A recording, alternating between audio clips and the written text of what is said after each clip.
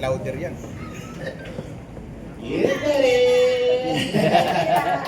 Magandang umaga po sa inyong lahat. Maraming salamat folks sa pag-imbita sa akin dito sa gathering na ito. Galing pa ako ng Isabel at nagbiyaya ako ng 12 hours to come here. Yeah, buddy! Ang haba, nakakapagod. Pero syempre hindi natin iiwan yung ating mga kakampi dito sa Eden Marines. Dahil love ko sila eh. Kasi kapareho ko yung mga yan. Kinakasuhan kami. At naglalahad kami ng katotohanan. At nandito po ako ngayon sa harap ninyo para i-manifest ang aking support para sa kanila at sabihin ko sa harap ninyo na naniniwala ako sa kanilang sinasabi. Ako po si Attorney Harold Respicio. Isa po akong Vice Mayor sa probinsya ng Isabela sa bayan ng Reyna Mercedes. Isa po akong Ilocano at isa po akong elective official. Pero higit sa lahat, isa po akong Pilipino. Hindi po totoo yung sinasabi nila na lahat na sa ating gobyerno ay tumatahimik na lamang at hindi lumalaban. Totoo po, ng impluwensya po ng administrasyon na ito ay pervasive at halos lahat ng tao sa ating gobyerno ay kinurap nila. Pati sa aming bayan, kinurap nila. Sila po ay napakalaking scam. Bago po ako pumasok sa gobyerno, first time ko po maging public servant, maging public official this time. Ngayong 2025, before that, nasa private practice ako. At nasa private industries lang ako. Pero pagpasok ko dito sa gobyerno, nakita ko po ang laking scam. Bilang abogado, nakita ko yung mga pinakamalaking scam. Pero ang pinakamalaking scam sa buong Pilipinas ay ang ating gobyerno. At lahat sila ay sama-sama. At iisa ang ulo. At ang biktima ay ang buong taong bayan. Tayo ang nagbabayad ng buwis. Ibibigay natin ang lahat ng pera sa kanila para lamang sila ay maghati-hati at magpakasarap. At ma-ensure nila na habang buhay na sila ay nasa kapangyarihan. Yan po ay totoo. Inuuna nila yan sa panahon ng eleksyon. Nag-participate po ako sa eleksyon at yung expertise ko sa pag-audit ng information technology at pag-aabogado, in-apply ko doon, nakita ko. Doon unang binibili ang ating kalayaan. At ngayon pinapatotohanan ng mga 18 Marines. Si Saldico, inutusan sila na magbayad kay Chairman George Garcia ng 4 na maleta ng milyong-milyong salapi. Kung i-multiply mo lahat yun, daan-daang milyon po yun para kay Chairman George Garcia. Magkano po yun? Ano po ang kapalit nun? Hindi ba para bilhin yung outcome ng ating eleksyon? Ang eleksyon na lamang ang tanging mekanismo para ang bawat mamamayang Pilipino ay ma-exercise nila yung kanilang direct power sa bansang Pilipinas. Kapag tinanggal pa natin ang democratic process na ito na mag-elect directly ng mga taong mamumuno sa atin, masasabi pa ba natin na totoo tayong malaya? Hindi po tayo totoong malaya. At lalong hindi po tayo totoong malaya kung pati yung mga institusyon na dapat nagbabantay sa ating gobyerno ay binibili na rin nila. Ang mekanismo sa ating konstitusyon para bantayan ng ating gobyerno ay yung mga investigasyon doon sa Senate at doon sa House of Representatives. Doon sa mga hearing ng mga komite.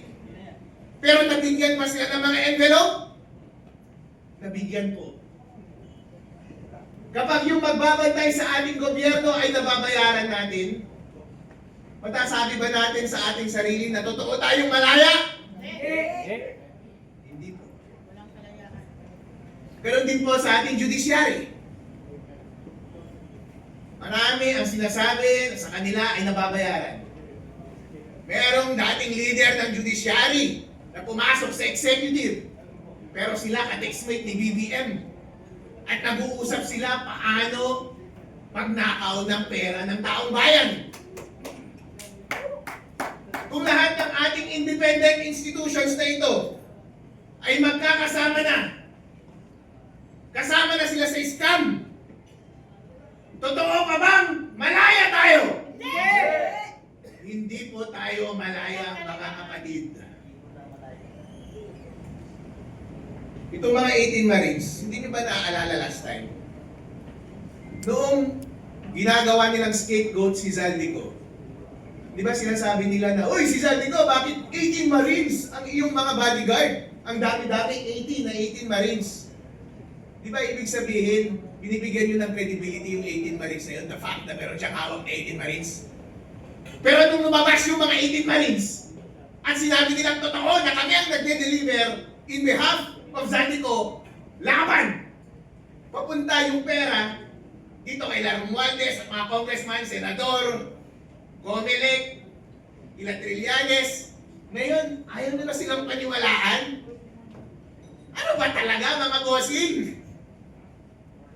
Kapag against na sa inyo yung narrative, noong bumaliktad na sa inyo yung narrative, biglang ayaw nyo na silang paniwalaan. Pero nung ibinubuhos ninyo yung scapegoat kay Zaldico, grabe! Binibigyan nyo ng credibility na purong Marines yung bodyguard niya. Pero ngayon nagsalita na sila, automatic ayaw nyo na silang paniwalaan. Kasi kayo yung tinuturo na tumanggap. Mga hipokrito talaga itong mga tao na ito. Grabe yung pagka-hipokrito.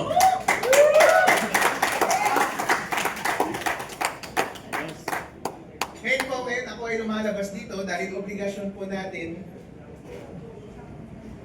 na kahit ano ang kulay natin. Dahil sa totoo lang po, wala namang sumusuporta sa akin. Although nakikita nyo ngayon, naka-align ko yung mga Sara Duterte. Kasi kami lang naman ang lumalaban! Kasi yung mga makakaliwa, mga pink, mga dilawan, tumanggapin pala ng pera, mga malakya! Kaya mga tahimik tong mga to eh! Nung unang naglalabas ako ng mga issue sa Comelec, kayo pa ang mga kasama ko eh! Lahat ng mga aktibidad po, nag-iimbita sa akin. Kaya nandito rin ako, naiimbitahan ako, sumasama po ako. Dahil wala akong pinagkakautangan. Wala akong utang na loob. Wala akong alignment. Ang alignment ko lang katotohanan at tama. Kaya nag-a-attend ako parati. Para magigil ang kasamaan at pagnanakaw sa ating bansa. Pero na-observan ko parang, bakit yung kabilang side walang masyadong activity? Walang activity masyado. Napapadalas tuloy, napapansin nila, bakit ako parang dito ka sa opposition na sasama parati? Eh sila lang yung may activity eh, nalaban sa gobyerno. Yung mga ibang partido, wala nang activity na laban sa gobyerno. Dahil bayad silang lahat!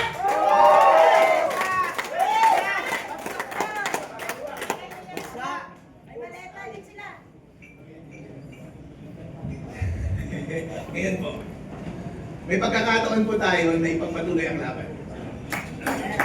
Kapag tayo po ay tahimik, deserve natin na mag-govern tayo ng mga kasamaan, hindi ba? Yes. At ganun din actually kapag rinefuse natin na mamuno, deserve natin na mag-govern tayo ng mga mas bobo, ng mga kurap, at magnanakaw sa ating bansa. Kaya mahalaga na tayo ay magsalita, na mag-participate at i-take up natin yung responsibility na pamunuan ng tama ang ating bansa. Kaya tama yung ginawa ni Sara eh. Nung mag-announce siya as president. Kasi siya na lang yung boses na kumokontra sa malaking pagnanakaw dito sa ating gobyerno ngayon. At parang magkakaroon ng rally sa March 11, nandun kaya siya? Kasi sa lahat ng pagkakataon, sumasama po ako. Basta lumalaban tayo sa katiwalaan, basta may pagkakataon na may siwalat natin ang katotohanan at marali natin ang taong bayan para lumaban sa pang-aapi ng gobyerno at sa kanilang pang-aabuso at paglaban para sa ating ultimate na kalayaan, ako ay magpaparticipate. Kaya next week, parang may pinaplanong rally, baka nandun ulit ako.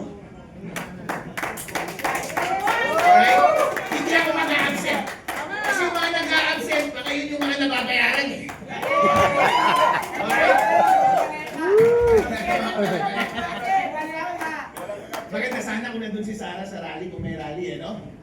Dahil mga kababayan, pagkakataon na natin ito, kailangan maging isa ang ating boses. Maging malakas para tapusin ang pagnanakaw dito sa ating bansa. Maraming salamat po sa inyo. Inuwi niyo po ang aking suporta sa 18 Marines at sa lahat ng kapwa kong kinakasuhan kasama na si Mike Defensor. Kawawa naman ito mga ito. Nagbibigay support lang. At saka si General Cotis na ikasok na rin. Wala kayo, marami na kayo magkakaso mga ito. Alright, pero wag po tayo bumitaw. Sama-sama po tayo na lumaban laban sa kasamaan sa ating bansa at makakamit din natin ang kalayaan. Huwag lang tayong bibitaw. Maraming salamat.